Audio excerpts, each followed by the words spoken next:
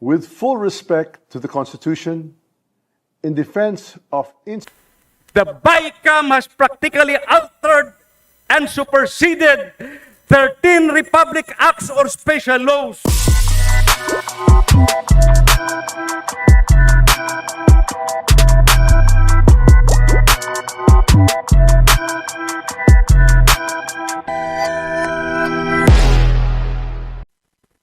I rise to avail of the privileged hour to address a matter of profound importance, one that affects us as members of Congress, our constituents, and most especially the future generations of Filipinos who will inherit the consequences of our decisions today.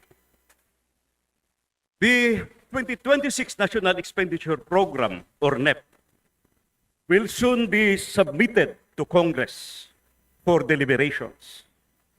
But beforehand, I ask your indulgence to first examine significant provisions of the 2025 General Appropriations Act as approved by Congress, particularly when compared to the 2025 original budget document submitted by the President.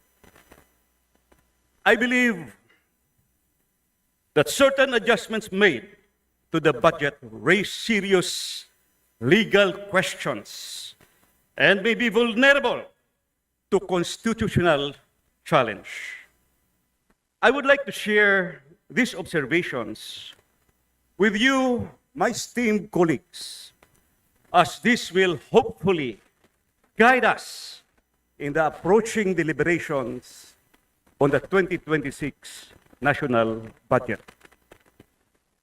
Distinguished members of this chamber, last January, I exposed a glaring anomaly in the ratified bicameral conference committee report on the 2025 General Appropriations Act, containing 28 blank items spanning 13 pages that were mysteriously filled in the enrolled bill and finally in the General Appropriations Act. I will present the full details of this controversy in a separate privileged speech.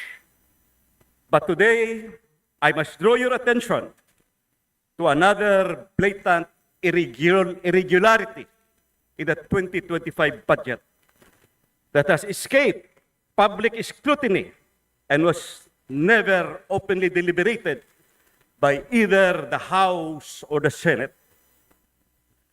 I refer specifically to the automatic appropriations, which by their nature no longer require legislative enactment.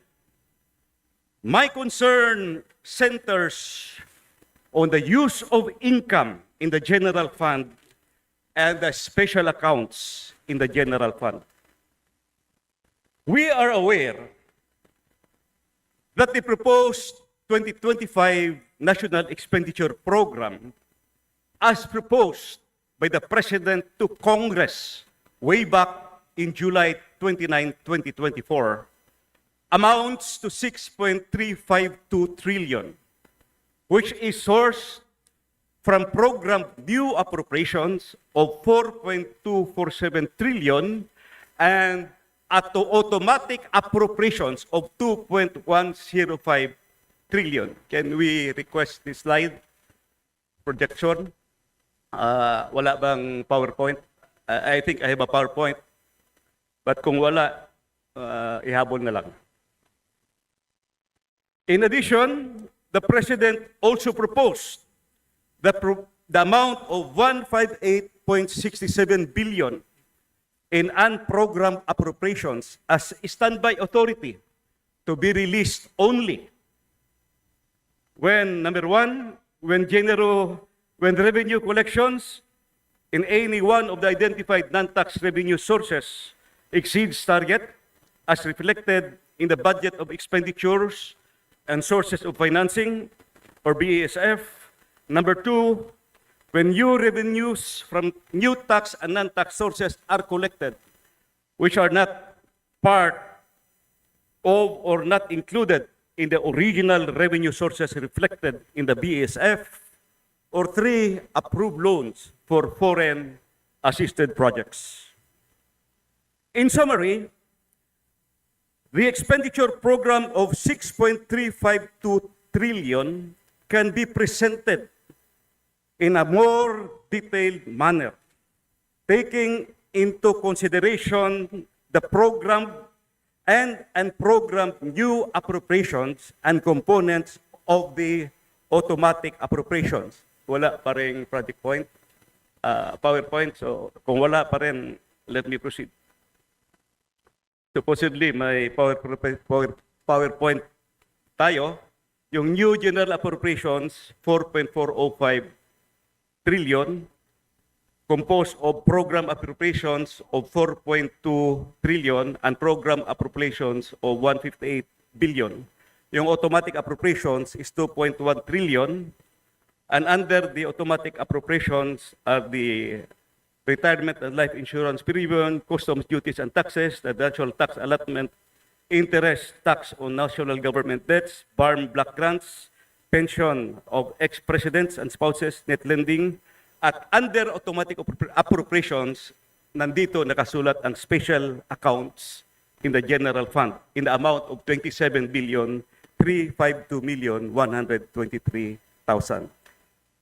Again, the program appropriations of 158 million, billion, yung submitted ng Presidente. Again, for a total expenditure program of 6.352 trillion.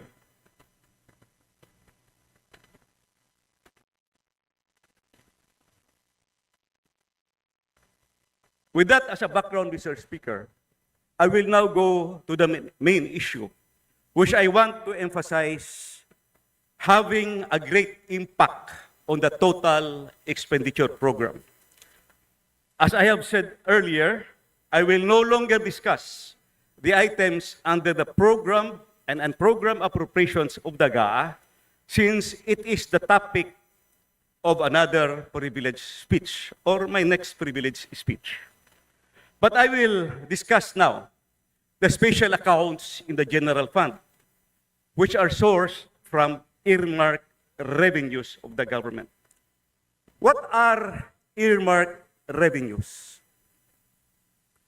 Earmark revenues are identified revenues required by statute to be used for designated activities, benefits, or purposes, and must be accounted for separately from the government's general revenues.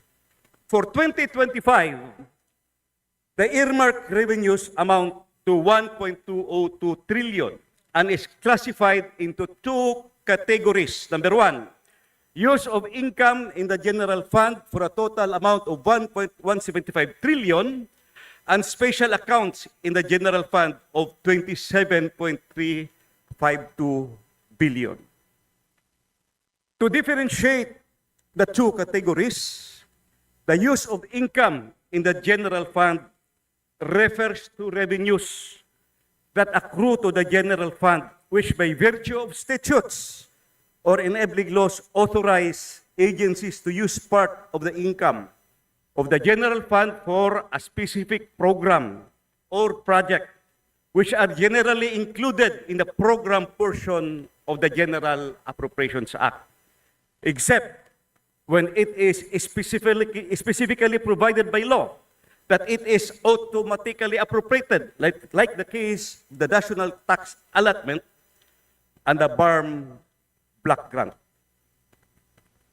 On the other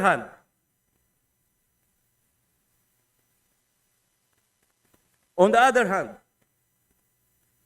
special accounts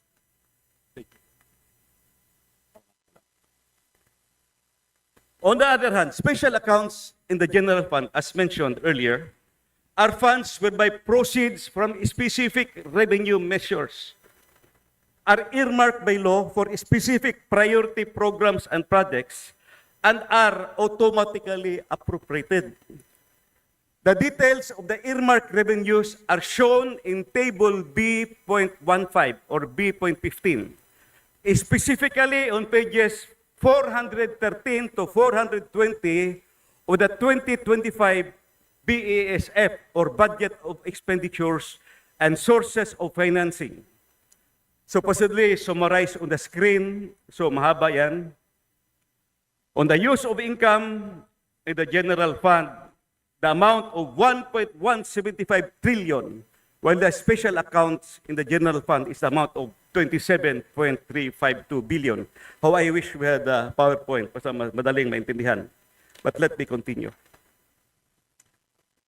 May I speak, Mr. Speaker, Madam Speaker, may I mention the legal basis or the enabling laws that authorizes the setting aside of portions of the general fund and proceeds of specific revenue measures to ensure the funding of the programs and projects being implemented by the recipient departments and agencies. As shown in Table B.15 of the 2025 BESF, dahil wala tayo dito, the Table B.15 of the BESF can be seen at the website of the DBM. Hanapin nyo lang yung BESF, makikita nyo doon, Table B.15. The earmarked revenues usually comes from collections of previous years at any specified period indicated in the enabling laws. Considering that these earmarked revenues are subjected to the annual programming of expenditures, some of the funds will accumulate huge balances at the end of the fiscal year. For purposes of my speech, I am showing only the earmarked revenues for 2025 and those with available balances as of December 31, 2023 as reflected in Table B.15 of the 2025 BESF. So, dahil wala tayong PowerPoint, I'll just refer you to the DBM website. Now, I will focus my discussion on the special accounts in the general fund. What are special accounts, again, in the general fund? As part of the budgetary process, special accounts in the general fund and all the other automatic appropriations do not require any annual legislative action by Congress. However, any amendment or upward amendment to these accounts may directly or indirectly increase the total expenditure program submitted by the President to Congress. This could potentially violate the constitutional limitation on the appropriation of funds. To summarize, the special accounts in the general fund refers to the funds whereby proceeds from specific revenue measures are earmarked by law for specific priority programs and projects and forms part of the national expenditure program submitted by the President to Congress. SAGF are presented in the NEP or in the GAA in the form of special provisions which explicitly provides for the amount of program expenditures over and above the regular new appropriations of an agency. If the amounts in the special provisions are increased by Congress, there is a corresponding increase over and above the total expenditure program as submitted by the President to Congress. Throughout my 15 years of service in this House, the items classified under automatic appropriations have remained absolutely intact. These appropriations have been consistently recognized and respected by the House Committee on Appropriations, the Senate counterpart, and both chambers of Congress as legally mandated expenditures that are explicitly protected by their enabling laws. These automatic appropriations must not be subjected to alteration or amendment as they constitute non-discretionary obligations established by law.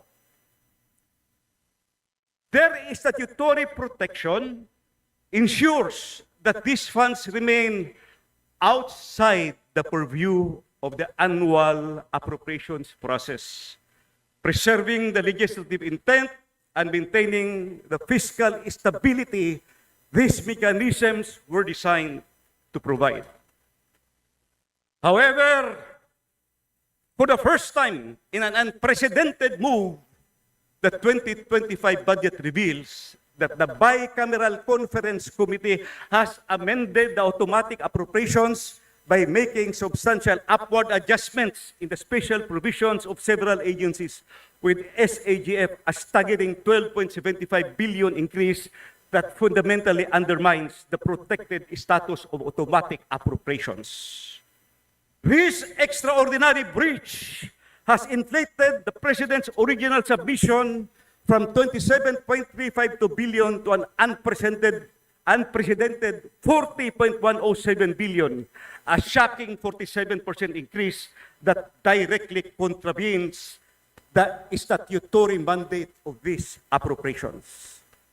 Such manipulations on the special accounts on general fund allocations set an extremely perilous precedent that threatens the very foundation of our budgetary framework and the rule of law that protects these funds from political interference. From the original proposal of 27.352 billion, the amount is raised to 40.107 billion. Madam Speaker, the BICOM adjustment of 12.75 billion will correspondingly increase the total expenditure program from 6.352 to 6.365 billion. Supposedly, meron tayong PowerPoint presentation. Wala. Based on my scrutiny, dahil wala tayong PowerPoint presentation, papakita ko lang at sasabihin ko na lang, babasahin ko na lang isa-isa. Based on my scrutiny, the BICOM made the following adjustments on the SAGF of the affected agencies. 1. ACF, Agricultural Competitive Enhancement Fund, dinagdagan ng 274 billion. Remedies Fund, ACF dinagdagan ng 274 million. Remedies Fund dinagdagan ng 28 million. Competitiveness Enhancement Measures Fund dinagdagan ng 1 billion. Fisheries Management Fund dinagdagan ng 13 million. Rewards and Incentives Fund dinagdagan ng 3.6 billion. Spectrum User Charge dinagdagan ng 5 billion. Fire Code Income dinagdagan ng 2.5 billion. Land Registration Fees and Collection dinagdagan ng 37 million. Other executive offices of the Dangerous Drugs Board dinagdagan ng 20.95 million. National Endowment for Culture and the Arts, dinagdagan ng 75 million. Philippine Space Agency, dinagdagan ng 126 million. Yung Coconut Development Fund and Coconut Consumer Stabilization Fund, dinagdagan ng 65 million. Total increase of 12,754,670,000 sa automatic appropriation.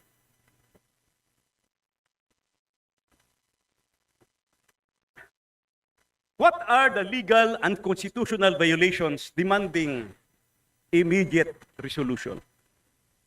Madam Speaker, the following critical constitutional questions must be urgently addressed as they strike at the very heart of our democratic budgetary process and threaten the integrity of future national appropriations. First, constitutional infirmity. Has the Bicameral Conference Committee, by unilaterally increasing SAGF by 12.7 billion, rendered the entire 2025 expenditure program constitutionally defective? This unprecedented manipulation raises the specter of a fundamentally flawed budget that violates Article 6, Section 25, Paragraph 1 of the Constitution, which explicitly prohibits Congress from increasing the appropriations submitted by the President. Second, fundamental breach. The core constitutional question that demands immediate clarity. Does Congress, through the BICOM, possess any legal authority whatsoever to inflate SAGF amounts, special accounts in the general fund amounts, beyond the actual program expenditure supported by their earmarked sources or earmarked revenues? This appears to be a direct violation of the established principles that special accounts in the general fund are by their very nature limited to their earmarked revenues and cannot be arbitrarily expanded beyond their statutory limitations. These are not mere technicalities. They are fundamental breaches of our constitutional architecture that could render the entire budget process null and void. The gravity of these violations cannot be overstated, as they threaten to establish a dangerous precedent where future Congresses might feel emboldened to disregard constitutional constraint with impunity. Mr. Speaker, as I mentioned earlier, Madam Speaker pala, as I mentioned earlier, the other category of the earmarked revenues is the use of income in the general fund, which by virtue of statutes or enabling laws authorizes agencies to use part of their income, the general fund, for a specific program or project which generally included in the program portion of the GAA. I want to bring to your attention that the BICOM amended the line item appropriation of the DPWH of the Special Road Fund, adjusting the net figure of 16.756 billion to 34.74 billion, or an increase of 17.992 billion. However, the amount in the special provisions is maintained at 16.75 billion. Hindi balanse. Pero in-increase yung line item appropriation in the DPWH on the Special Road Fund. The Special Road Fund is constituted from amounts collected by virtue of Republic Act 8794 as amended by Republic Act 11239, abolishing the Road Board and providing for the disposition of the motor vehicles user charge, which shall be automatically credited to a special account in the general fund of the National Treasury, constituted as a special road fund, and shall be earmarked for the construction, upgrading, repair, and rehabilitation of roads and bridges, road drainage to be included in the Annual General Appropriations Act. It is explicit that Republic Act 11239. It is explicit that all monies collected under this act shall be remitted to the National Treasury under a special account in the general fund credited to the amount to the special road fund.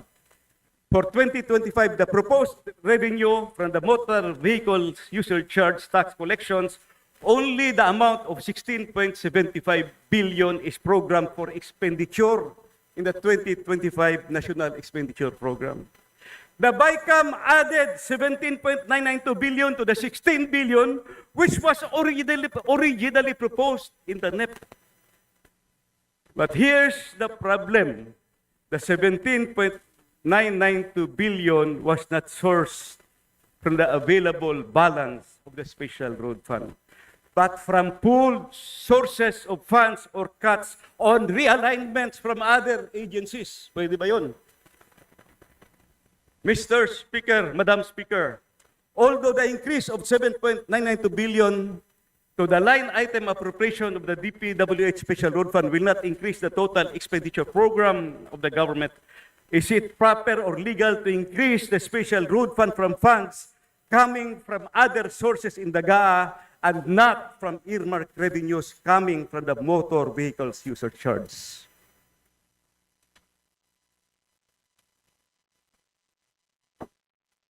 What are the legal and constitutional questions raised? the increase of 17.992 billion on the line item appropriations of the DPWH Special Road Fund was that sourced from the specific earmark revenues stipulated by law or Republic Act 11239, which must come from the MBUC, but allegedly sourced from pooled or reallocated sources from other agencies. The main legal and procedural concern is whether Congress, through the BICOM, can increase the amounts in the Special Road Fund beyond what is supported of program for expenditure from the earmark revenues, and whether such increase sourced from other fund sources violate the enabling laws and constitutional budget process. The main issue here is, can the Special Road Fund be augmented from other sources of appropriations in the GAA?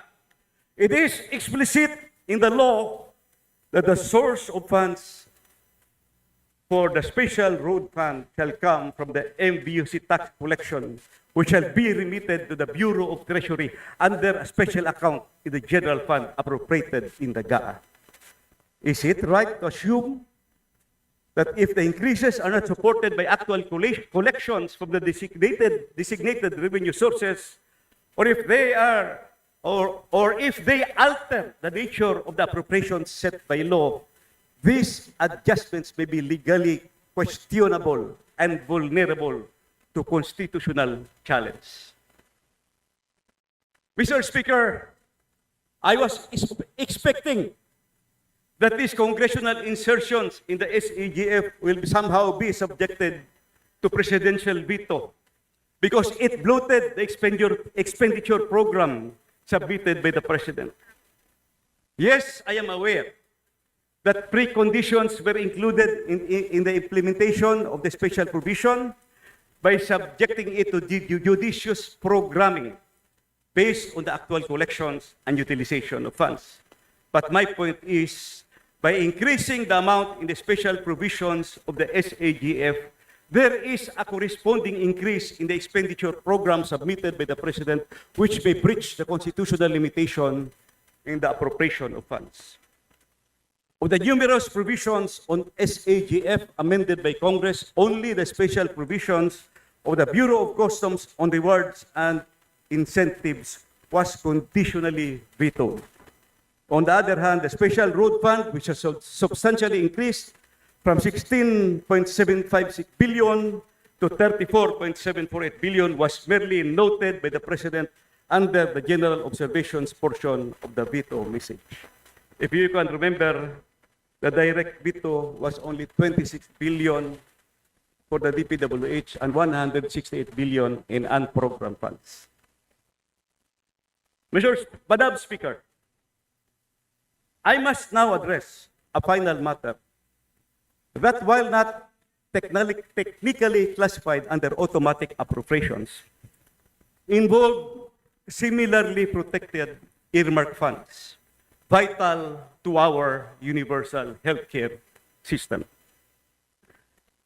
The syntax law explicitly mandates that portions of revenues from tobacco and sugar-sweetened beverages be earmarked for PhilHealth to fund healthcare services under Universal Healthcare Act. While these funds may not be formally designated as special accounts in the general fund, like this previously discussed, the law is very clear in requiring that earmarking for PhilHealth. These earmark funds, by their very nature, must be used exclusively for their statutorily designated purpose, healthcare delivery for the Filipino people. Similar to the national tax allotment, this fund should be automatically and regularly included in the annual General Appropriations Act. However, in the 2025 budget, PhilHealth received zero allocation from these mandated earmark funds. This zero allocation represents a clear failure to comply with both the syntax law and the Universal Healthcare Act. Congress has not provided what is legally due to the Filipinos. Again, Congress has not legally provided what is legally due to the Filipino people under these laws. It is particularly troubling that even a token 1 peso budget would have saved PhilHealth's legal standing for augmentation purposes. Instead, the complete absence of allocation effectively prevents any possibility of funding restoration. Madam Speaker, this zero allocation for PhilHealth represents a serious departure from the state's obligation to fulfill the promise of universal health care for all Filipinos. This omission demands immediate rectification to honor our legal commitments and our moral duty to provide healthcare access to our citizens. The failure to allocate mandated earmark funds to PhilHealth raises profound constitutional questions that merit careful examination. The 1987 Constitution explicitly enshrines health as a fundamental right. Article 2, Section 15 declares that the state shall protect and promote the right to health of the people, while Article 13, Section 11 mandates that the state shall adopt an integrated and comprehensive approach to health development, which shall endeavor to make essential goods, health, and other social services available to the people at affordable cost.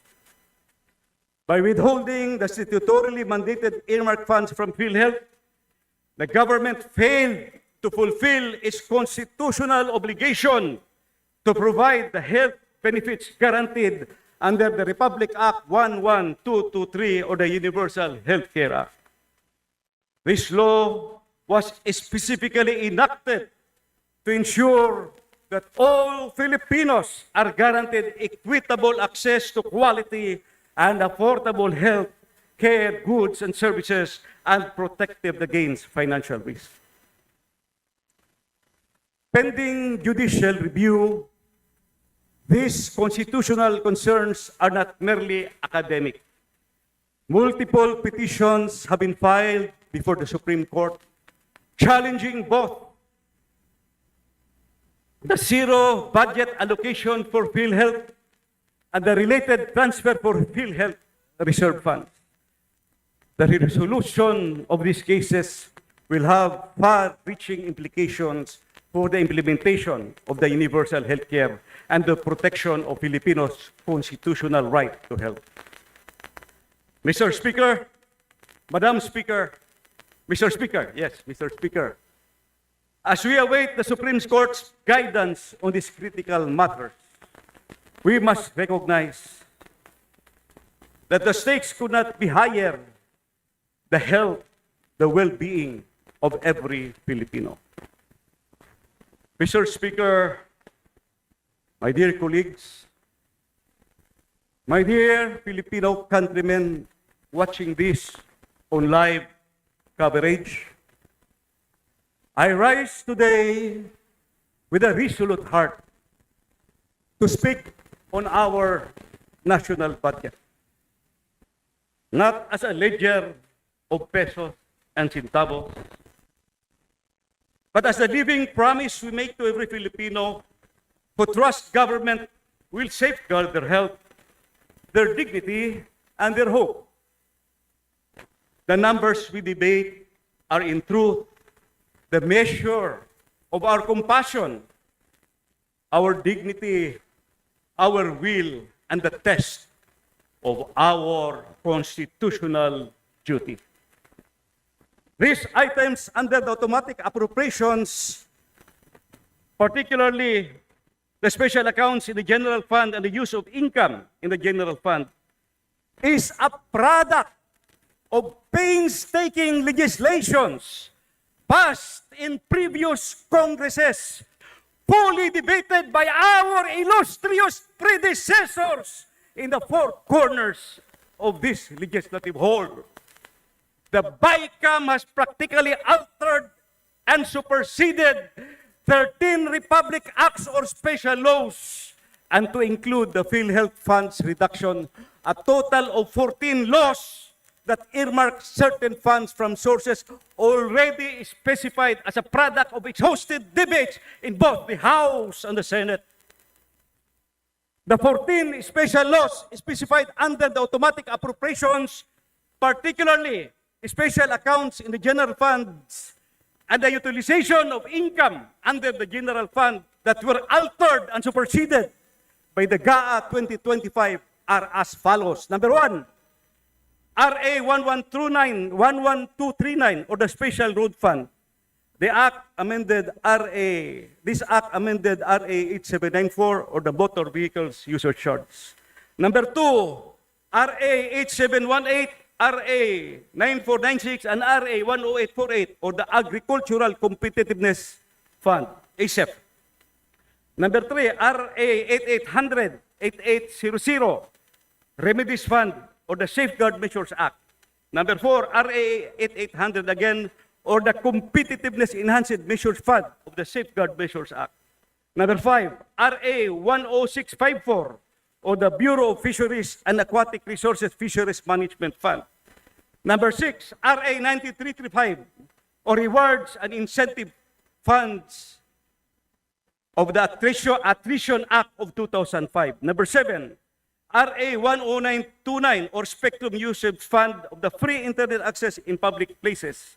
Number eight, RA 9514, or Bureau of Fire Protection Fire Code Income. Nine, PD 1529, or Land Registration Fees and Collections.